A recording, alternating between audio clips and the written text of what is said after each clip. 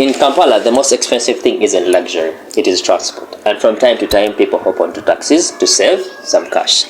But there's nothing that prepares you for that moment when you're being sold to another taxi at a fee of 1K. God have mercy upon us.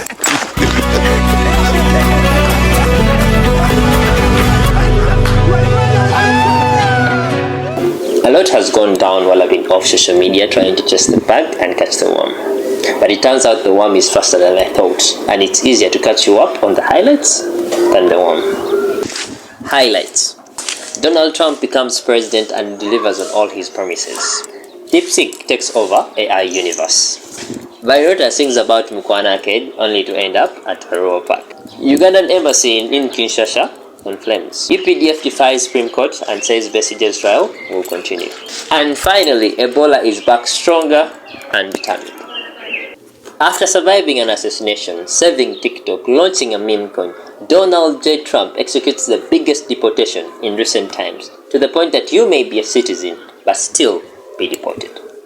Well, I don't want to be breaking up families, so the only way you don't break up the family is you keep them together and you have to send them all back. Even kids who are here legally? Well, what you're going to do if they want to stay with the father? Look, we have to have rules and regulations. You can always find something out like, this doesn't work, that doesn't work. I'll tell you what's going to be horrible.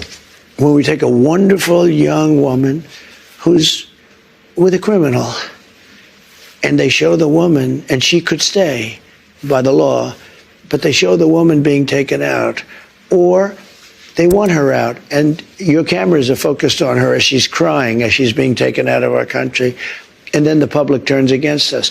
But we have to do our job. And that's not all. President Trump just announced precision airstrikes in Somalia, marking his first military strikes of his second term in the White House. CNN's Elena Trine is in Florida, where the president is spending the weekend. So, Elena, what's behind this?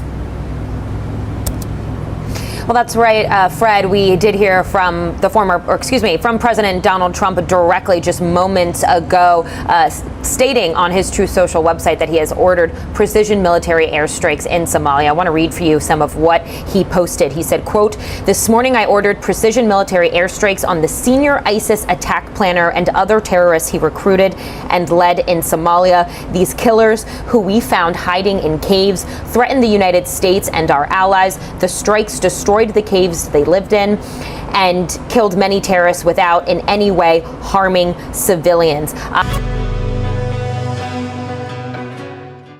All right, now that you're all caught up, let's talk about DeepSeek. If the Chinese company has built this AI model the way it says it has, then it is a big moment for China. DeepSeek says that they made this app in a matter of months, not years. The CEO claims that it cost less than $6 million to create. He also says that all of the engineers are Chinese, trained and educated. So it looks like China has managed to innovate around all the Biden-era restrictions on China accessing advanced technology. America, not China, must lead the world in the development of AI. The former US president banned the export of the most powerful chips to China and the technology to make them. It was all part of an effort to slow down China's progress in AI. But China has doubled down on its own investment in the industry, investing in AI, quantum computing, and green technology. This AI is either going to make us more lazier or dangerously more efficient at work. One thing is for sure, other AI companies are probably side-eyeing DeepSeek and asking themselves, who the hell invited this overachiever to the party? Sorry. Shifting gears a little to Africa, to our small but powerful town, Rwanda. We're following a fast-moving crisis in the Democratic Republic of Congo, where rebels backed by Rwanda appear to be tightening their grip on Goma. It's a key city in the east of the country. Now, African leaders and the UN Security Council have been meeting to discuss how to respond to the violence. Tensions are boiling over on the streets of the Congolese capital, Kinshasa, with reports of attacks on foreign embassies earlier this week amid anger at Western inaction. M23 are not Rwandans. please.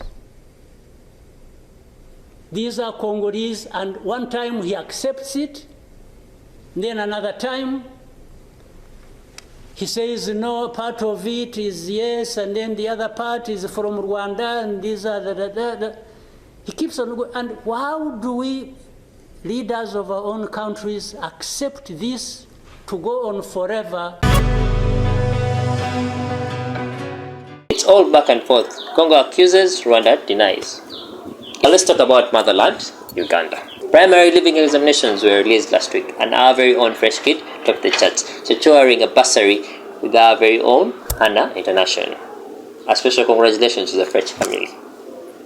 Now some Ugandans are waiting to see how many this guy will score when finally UNEB releases UCE results.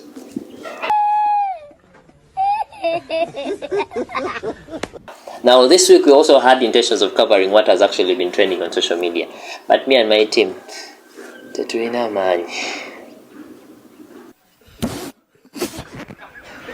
Now finally, the movie recommendation for this week. Look out for the movie called Den of Thieves 2, a sequel to the blockbuster movie Den of Thieves 1. This movie is starring Gerard Butler of Angel Has Fallen and Machine Gun Preacher. This movie is definitely a must watch. Now that's all we had for you this week. Don't forget to like, share and subscribe, and those people that always give us feedback, we truly appreciate. See you next week, same time, same place. Bye bye.